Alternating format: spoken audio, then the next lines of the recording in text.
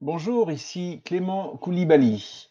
J'espère que vous allez bien et aujourd'hui, on va parler de ce à quoi vous pensez. J'ai intitulé le message «À quoi pensez-vous?»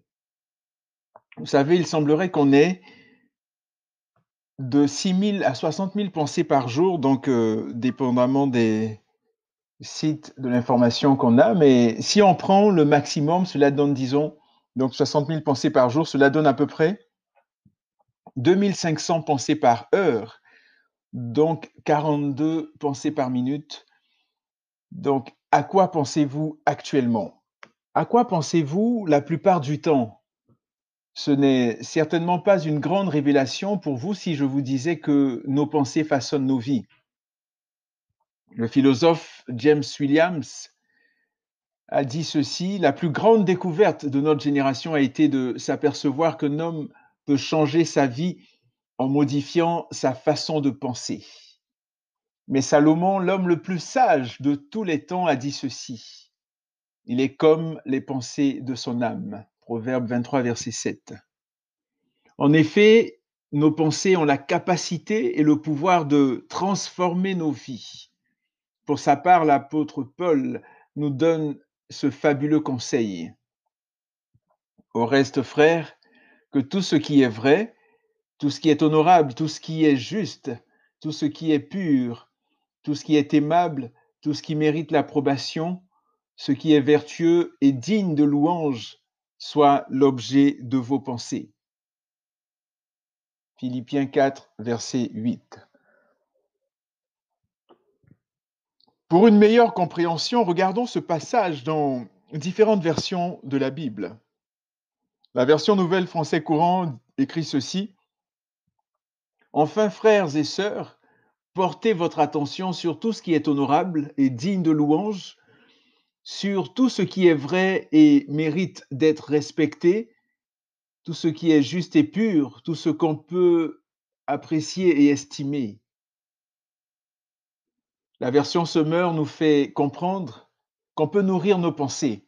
Enfin, frères, nourrissez vos pensées de tout ce qui est vrai, noble, juste, pur, digne d'amour ou d'approbation, de tout ce qui mérite respect et louange. La version Parole de vie dit: «En tout cas, frères et sœurs, voici ce qui doit vous intéresser. Tout ce qui est vrai et mérite d'être respecté, tout ce qui est juste et pur, tout ce qu'on peut aimer et approuver, tout ce qui est très bon et ce qui mérite des félicitations.» Voyons la version Parole vivante. «Enfin, mes frères, que tout ce qu'il y a de vrai, de noble, d'honorable, ce qui a une réelle valeur et qui est juste, pur et digne d'être aimé, occupe vos pensées. Tendez vers tout ce qui s'appelle vertu et qui mérite la louange.» La Bible des peuples dit: «À part cela, frères, arrêtez-vous à tout ce qui est vrai, ce qui est saint, ce qui est juste, ce qui est pur, ce qui est fraternel, ce qui est noble, et à toutes les valeurs morales qu'on peut admirer.» Et enfin, la version Perrette, Gentile et Rilliette, et j'aime bien la fin, la manière dont est résumé le verset dans cette version: «Au reste, frères, que toutes les choses qui sont vraies, toutes celles qui sont honorables, toutes celles qui sont justes, toutes celles qui sont pures, toutes celles qui sont aimables, toutes celles qui sont approuvées, qu'en un mot, toute vertu et toute louange fassent l'objet de vos pensées.» En effet, ces 8 éléments ou critères nous servent de filtre. Si jamais une pensée n'épouse pas ou ne va pas dans le même sens que ces critères, nous avons la responsabilité de les rejeter. Nos pensons nos pensées, pardon, sont un champ de bataille et la victoire doit être remportée par celle qui glorifie le Seigneur. Voyons un peu en détail chacun des éléments. Que tout ce qui est vrai soit l'objet de nos pensées. Le mot aléthès dans l'original, donc en grec, est souvent traduit par vrai, véritable, véridique, réel, et est défini par, premièrement, vrai, amour de la vérité et deuxièmement, parler avec vérité et sincère. Donc si une chose est fausse, rejetons-la immédiatement. Évitons l'hypocrisie, la duplicité, la sournoiserie. Marchons dans la vérité, dans l'authenticité, dans la sincérité, dans la franchise, dans la droiture. Disons toujours la vérité. Le Seigneur Jésus n'est-il pas le chemin, la vérité et la vie? Si nous sommes enfants de Dieu, disciples de Jésus, marchons, vivons, pensons, disons toujours la vérité, peu importe le prix. Ne l'a-t-il pas fait? Oui, le Seigneur Jésus. Aujourd'hui, malheureusement, la vérité est une perle rare. Le mensonge est même devenu une vertu. On ment à son mari, à sa femme, à ses enfants, à ses parents. On ment à ses collègues de travail. On est prêt à mentir pour avoir des diplômes, pour occuper certains postes. On ment à la population pour faire passer nos agendas cachés, etc. Il y a même des mensonges qui sont institutionnalisés. Les pharisiens et les hérodiens rendirent le témoignage suivant sur Jésus. Ils envoyèrent auprès de lui leurs disciples avec les hérodiens qui dirent: Maître, nous savons que tu es vrai et que tu enseignes la voie de Dieu selon la vérité, sans t'inquiéter de personne, car tu ne regardes pas à l'apparence des hommes. Matthieu 22, 16. Pourrait-on en dire autant de nous? On parle également de demi-vérité. Je suis désolé, mais une demi-vérité est un mensonge. Soit tu dis la vérité, soit tu mens. Il n'y a pas d'équilibre à avoir dans ce domaine. Certains pourraient dire, oui, mais tu sais, ce n'est pas toutes les vérités qui sont bonnes à dire. Peut-être, mais aucun mensonge non plus n'est bon à garder. Parfois, on vit avec un poids toute notre vie. Il aurait mieux valu en parler, se repentir s'il y a lieu, demander pardon et être libre. En Jean 8, 32, le Seigneur Jésus dit justement, vous connaîtrez la vérité et la vérité vous affranchira. D'autres versions disent, la vérité vous rendra libre. Jésus veut nous affranchir, Jésus veut vous affranchir, il veut vous rendre libre. Allez-vous le rejeter? Et en plus, c'est pour votre bien. Laissez-le vous guider dans cette démarche qui vous libérera de ce boulet qui vous empêche de vous épanouir. On vient de voir que tout ce qui est vrai, maintenant voyons que tout ce qui est honorable soit l'objet de nos pensées.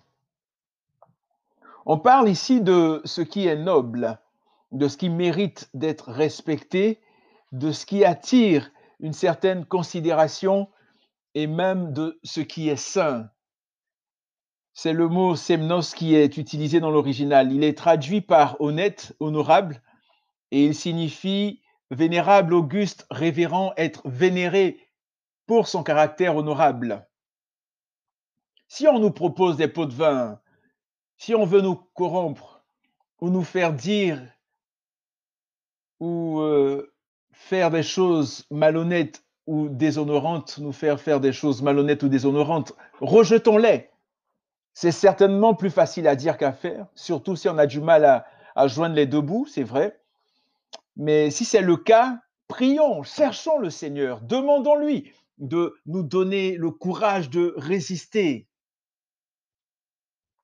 Vous savez, il y a ce passage dans Romains 13, au verset 13, qui dit « Marchons honnêtement comme en plein jour, loin des excès et de l'ivrognerie, de la luxure et de l'impudicité, des querelles et des jalousies. Marchons honnêtement comme en plein jour. » Nous avons parlé de tout ce qui est vrai, tout ce qui est honorable. Maintenant, nous allons parler de tout ce qui est juste. Que tout ce qui est juste soit l'objet de nos pensées. Le mot dikaios est utilisé dans l'original en grec. Il est traduit dans le texte biblique par juste, homme de bien, justice, raisonnable, devoir. Il signifie juste, donc qui observe la loi divine au sens large, droit, juste, vertueux, gardant les commandements de Dieu.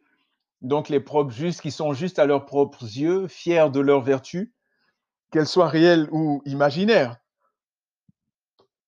non fautifs, innocents, ceux dont les cœurs, les pensées, pardon, les paroles, les actions sont entièrement conformes à la volonté de Dieu. Ils n'ont pas besoin de modifier leur cœur ou leur vie. Donc en réalité, seulement Christ.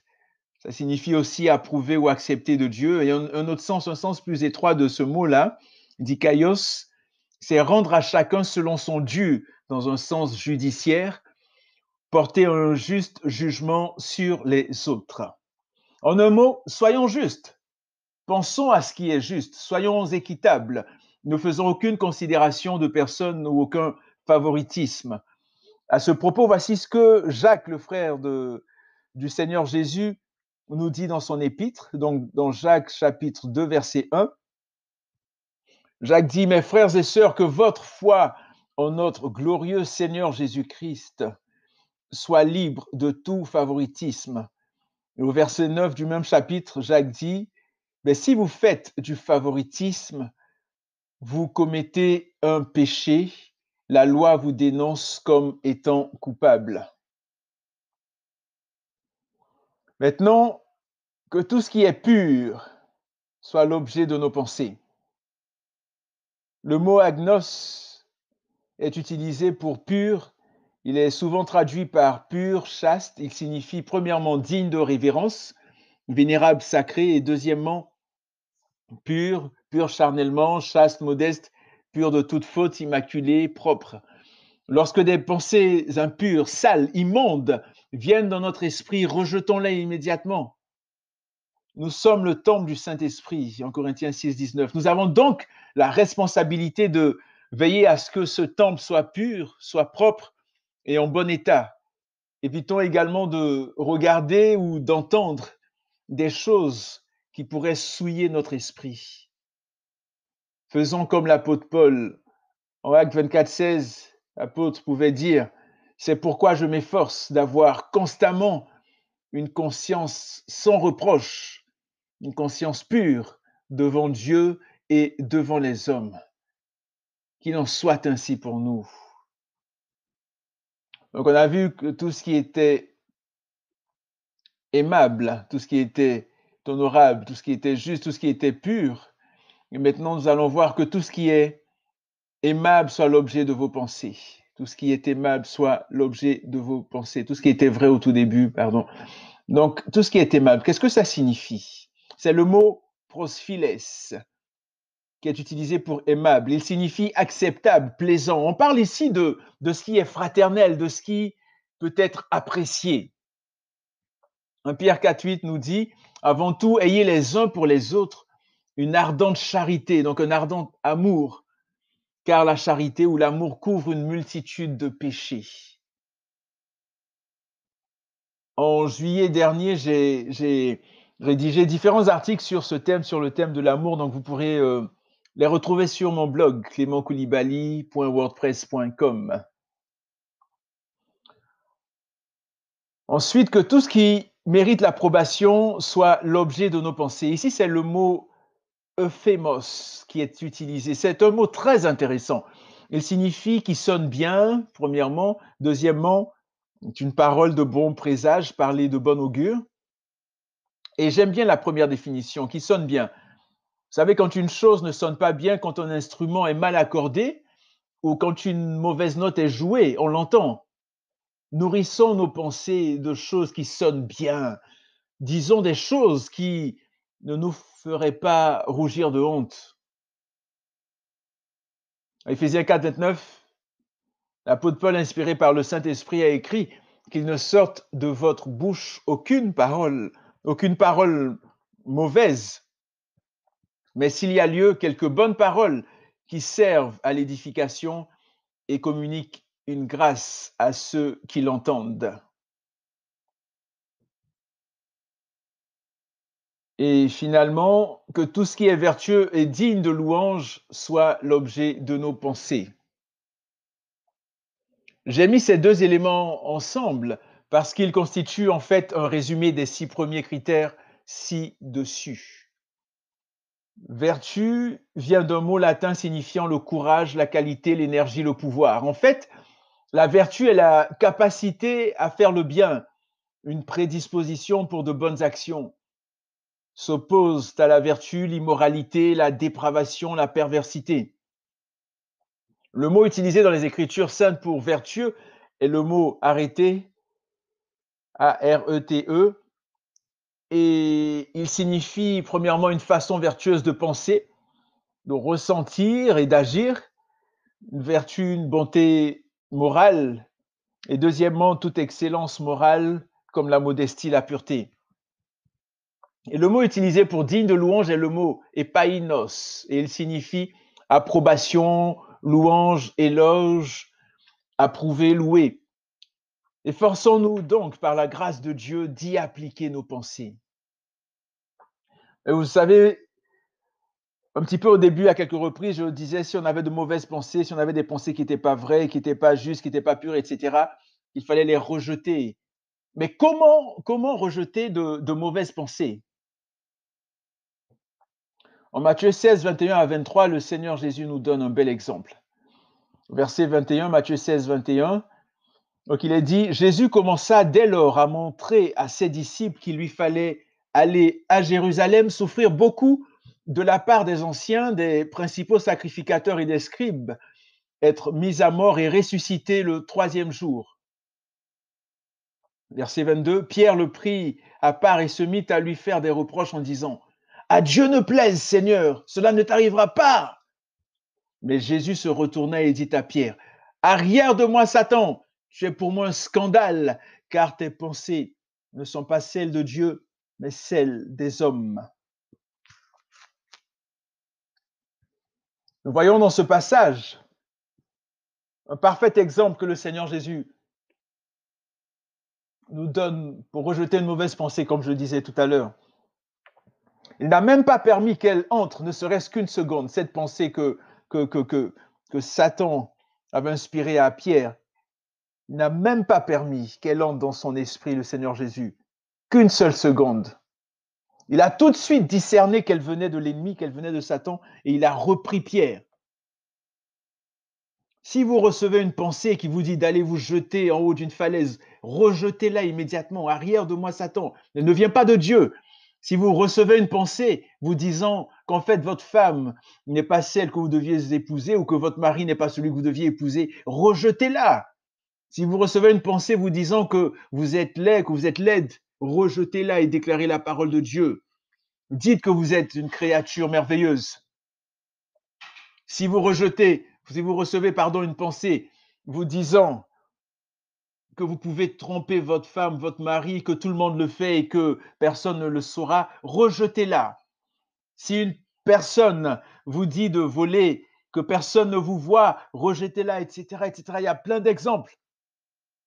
En fait, le temps que vous allez prendre au pied de Jésus, à le prier, à l'adorer, à méditer et à étudier sa parole, augmentera votre discernement et vous rendra plus alerte. Alors, veillons sur nos pensées. C'est pourquoi tenez votre esprit en éveil et ne vous laissez pas distraire, disait l'apôtre Pierre dans son épître en 1 Pierre 1,13. Dit, c'est pourquoi tenez votre esprit en éveil et ne vous laissez pas distraire. Avant tout, prends garde à ce que tu penses au fond de toi-même, car ta vie en dépend. Proverbe 4, 23, la version français courant. Avant tout, prends garde à ce que tu penses au fond de toi-même. Prends garde à ce que tu penses au fond de toi-même. Prends garde à ce que tu penses au fond de toi-même. Pour quelle raison? Car ta vie en dépend. Ma vie en dépend. Prenons garde à ce que nous pensons au fond de nous-mêmes. Que Dieu vous bénisse et à la prochaine.